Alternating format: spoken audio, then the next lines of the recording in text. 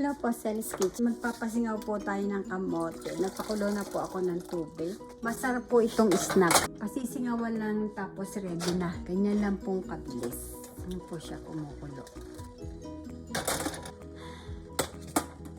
Hintayin po natin na pag natutusok na. Yan, luto na po yan. Eto na po siya. Papatayin ko na po ang kalan kasi nalilinggin po siya ng kusa.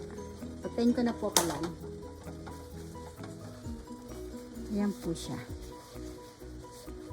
Manamis-namis po ang loob. Ayan po oh. Maligat. Kaya ang sarap. Kakainin ko na po ito. Ayan, malilinggin pa po. Maligat ang pagkakaluto.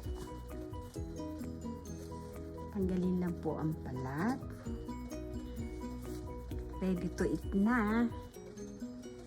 Ayan na po siya. Sarap. Ang sarap. Ang tamis po na. Tamis. Hindi nyo na kailangan ng sugar. Ganyan lang po. Sarap. Sarap.